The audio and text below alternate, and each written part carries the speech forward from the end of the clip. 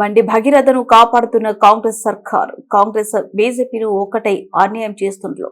బండి భగీరథను వెంటనే అరెస్ట్ చేయాలి. భూపాల్పల్లి మాజీ ZP chairperson Jakku Sriharshini Rakesh demand. Minor బాలికలు అత్యాచార యత్నం చేసిన ఘటనలో బండి భగీరథను కాంగ్రెస్ పార్టీ ప్రభుత్వం కాపాడే ప్రయత్నం చేస్తుందని భూపాల్పల్లి మాజీ జెడ్పీ చైర్పర్సన్ జక్కు శ్రీహర్షిని రాకేష్ అన్నారు. సోమవారం అద్దారి పట్టణంలోని రాజగృహంలో ఏర్పాటు చేసిన మీడియా సమావేశంలో ఆమె మాట్లాడుతూ బీజేపీ పార్టీ రాష్ట్ర నాయకుడు కేంద్ర సహాయక మంత్రి బండి సంజయ్ కుమారుడు కావడంతోనే ఈ కేసును నేరుగార్చే ప్రయత్నాలు జరుగుతున్నాయని, ఈ కేసు విషయంలో కాంగ్రెస్ బీజేపీలు ఒకటై మహిళలకు తీరుని అన్యాయం చేస్తున్నారని ఆమె ఆగ్రహం వ్యక్తం చేశారు. మహిళలకు అండగా ఉంటామని, రక్షణ కల్పిస్తామంటూ రాష్ట్ర ముఖ్యమంత్రి రేవంత్ రెడ్డి పదే పదే చెబుతున్నారని, మైనర్ బాలిక హత్య యత్నం కేసుపై ఇప్పటి వరకు స్పందించకపోవడం, ఇప్పటి వరకు భగీరథను అరెస్ట్ చేయకపోవడం చూస్తుంటే అర్థమవుతుందని సీఎం మహిళా లోకానికి క్షమాపణ చెప్పాలని ఆమె డిమాండ్ చేశారు. సీఎం రేవంత్ రెడ్డి, కేంద్ర సహాయ మంత్రి బండి సంజయ్ ఇద్దరూ కలిసి మైనర్ బాలిక కుటుంబాన్ని నాశనం చేయాలని చూస్తున్నారని ఆమె ఆరోపించారు. ఈ కేసులో బండి భగీరథను వెంటనే పోలీసులు అరెస్ట్ చేసి చట్టపరమైన చర్యలు తీసుకోవాలని ఆమె డిమాండ్ చేశారు. భగీరథను అరెస్ట్ చేయకుంటే బీఆర్ఎస్ పార్టీ తరఫున మహిళలంతా ఏకమై పెద్ద ఎత్తున ఆందోళన కార్యక్రమాలు చేపడతామన్నారు.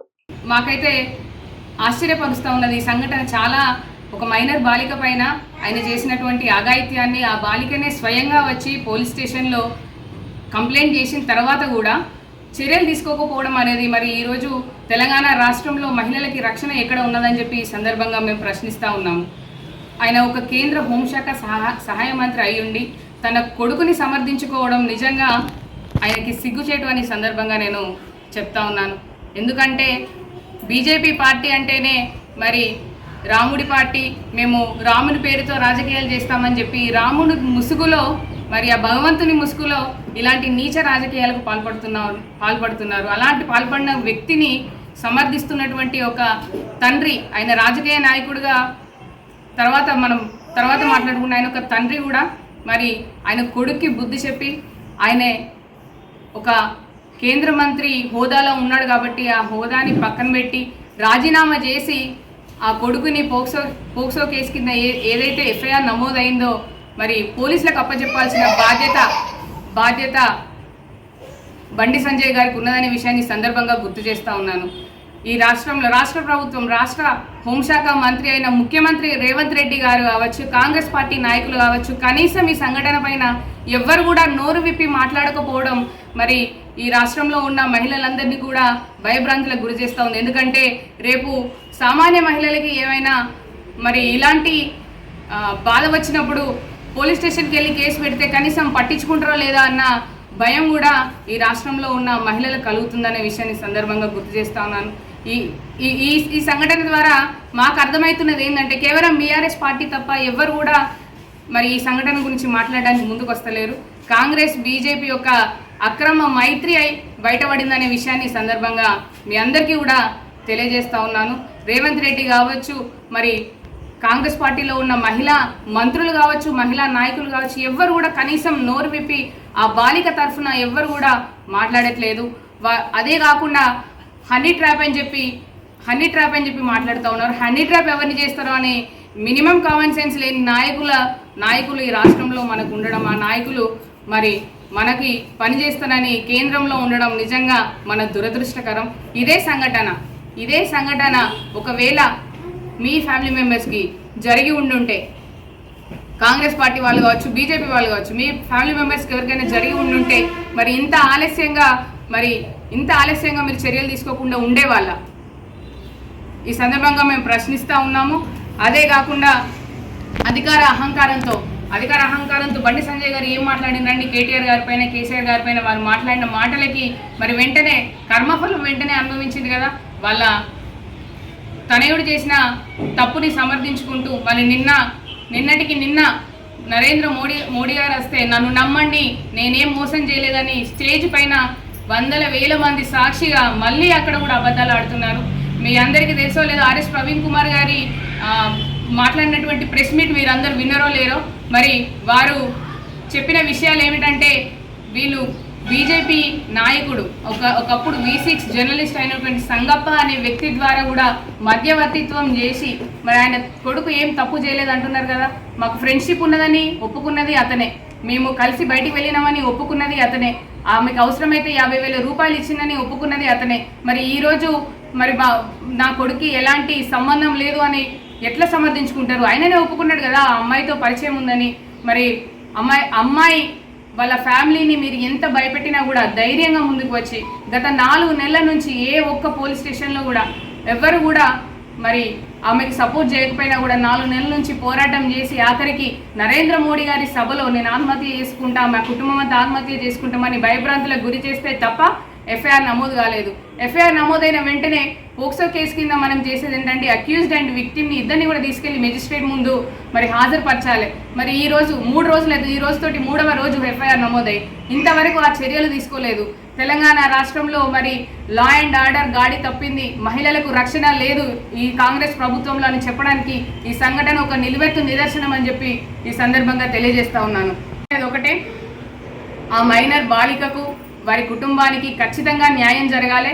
కేంద్ర హోంశాఖ మంత్రి అయినటువంటి బండి సంజయ్ గారు తక్షణమే ఆయన తన పదవిని రాజీనామా చేయాలి. లేదంటే కేంద్ర ప్రభుత్వం నరేంద్ర మోడీ గారి ప్రభుత్వం ఆయనని బర్తరఫ్ చేయాలని సందర్భంగా బీఆర్ఎస్ పార్టీ పక్షాన మహిళా లోకం పక్షాన మేమందరం కూడా డిమాండ్ చేస్తూ ఉన్నాము. సత్యవతి రాథోడ్ గారు మా మాజీ మంత్రివర్యులు బీఆర్ఎస్ పార్టీ నుంచి విమెన్ కమిషన్ రైట్స్ దగ్గరికి వెళ్ళి మేము కంప్లైంట్ చేస్తూ ఉన్నాము.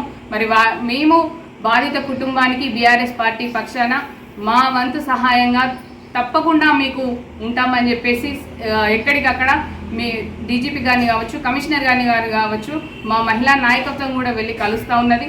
మరి మేము కూడా ఖచ్చితంగా మీకు బాధిత కుటుంబానికి అండగా ఉంటాము. రేపు బాధిత కుటుంబానికి ఏమైనా జరిగినా కూడా దానికి పూర్తి బాధ్యత వహించేది బండి సంజయ్ గారు అని చెప్పి ఈ సందర్భంగా తెలియజేస్తా ఉన్నాను. ఎందుకంటే ఇంతకు ముందు ఒక మధ్యవర్తిని పెట్టి వాళ్ళని బెదిరించిన సంఘటన కూడా ఆర్ఎస్ ప్రవీణ్ కుమార్ గారితో ఆ బాలిక పంచుకున్న విషయాన్ని నిన్న ఆర్ఎస్ ప్రవీణ్ కుమార్ గారు మీడియా ముందు అందరికీ చెప్పినారు. కాబట్టి వాళ్ళ బండి సంజయ్ గారి వల్ల ఆ బాలిక కుటుంబానికి ఖచ్చితంగా ప్రాణహాని ఉన్నది.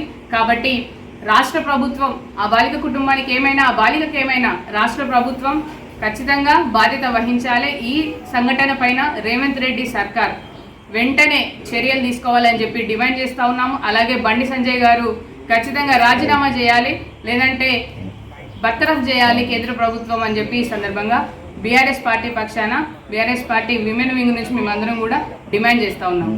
వారి కుమారుడు బండి భగీరథ చేసిన ఆకృత్యం 2 రోజుల క్రితం బయటకు వచ్చింది.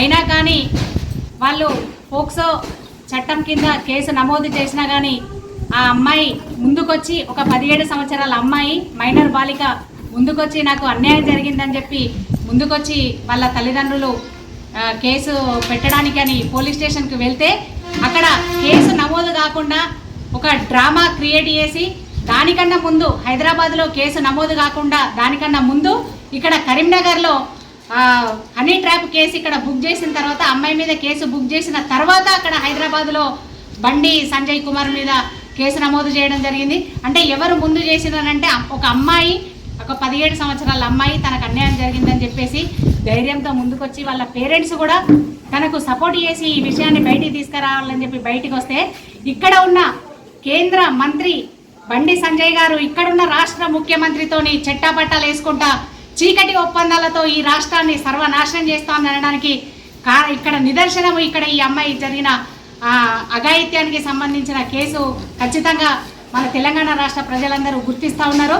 ఎందుకనంటే అక్కడ బండి సంజయ్తోని అక్రమ ఒప్పందం చేసుకొని ఇక్కడ తన కుమారునికి ఎలాంటి నష్టం జరగకుండా కాపాడే దిశలో ఇక్కడ రేవంత్ రెడ్డి ఉన్నాడనేది దీనికి నిదర్శనంగా కనిపిస్తుంది. ఈరోజు మహిళలు అంటే భారత్ మాతాకి జై అని చెప్పి మన భారతదేశాన్ని ఒక తల్లి దృష్టిలో చూసుకుంటూ ఉండే భారతదేశంలో ఉండే మహిళలకి ఇక్కడ రక్షణకరమైన విషయాన్ని అక్కడ నరేంద్ర మోడీ గారు కానీ ఇక్కడ రాష్ట్ర మంత్రి రేవంత్ రెడ్డి గారు కానీ ఈ మా తెలంగాణ ప్రజల్లో ఉన్న మహిళలందరికీ ఇది చాలా బాధాకరమైన విషయంగా మేము ఈ సందర్భంగా తెలియజేసుకుంటున్నాము. ఎందుకంటే ఇప్పుడు బేటీ బచావో బేటీ పడావో అనే నినాదాన్ని పట్టుకొని తిరుగుతున్న అటు నరేంద్ర మోడీ గారు బేటీకో బచావ్ అనే దుస్థితిని ఇక్కడ మన భారతదేశానికి తీసుకొచ్చారు. అంటే మీరు కన్న పిల్లల్ని మీరే రక్షించుకోండి, మాకు ఎలాంటి సంబంధం లేదు అనే విషయాన్ని ఇక్కడ పూర్తిగా స్పష్టంగా మనకు కనిపిస్తూ ఉన్నది. ఇప్పటికైనా కానీ బండి సంజయ్ గారు ఖచ్చితంగా మీ పదవికి రాజీనామా చేయాలి. అటు రాష్ట్ర ముఖ్యమంత్రి రేవంత్ రెడ్డి గారు దీన్ని ఖచ్చితంగా మీరు పరిగణలోకి తీసుకొని, మీరు హోంశాఖ మీ చేతిలో పెట్టుకొని మీ ఇష్టం వచ్చినట్టు నాటకాలు ఆడితే ఇక్కడ మహిళా లోకం చూస్తూ ఊరుకోదు. ఖచ్చితంగా వెంటనే ఆ కేసు నమోదు చేసి వెంటనే శిక్ష పడాలి. యావత్ కారాగార శిక్ష పడే విధంగా ఖచ్చితంగా పడాలని చెప్పేసి మా మహిళా లోకం డిమాండ్ చేస్తున్నాం. ఇక్కడ మహిళా మంత్రులు ఉన్నారు, అక్కడ సీతక్క గారు కానీ ఇక్కడ కొండ సురేఖ గారు కానీ మీకు నోర్లు లేవా, మీకు ఆడపిల్లలు లేరా? ఇంత పెద్ద విషయం జరుగుతుంటే కూడా మీరు మీ రాజకీయ లబ్ధి కోసం ఒక్క మాట కూడా మాట్లాడతలేరంటే మీరు మహిళలు కాదా అనే విషయాన్ని మేము ఈ సందర్భంగా మేము అడుగుతున్నాం మిమ్మల్ని.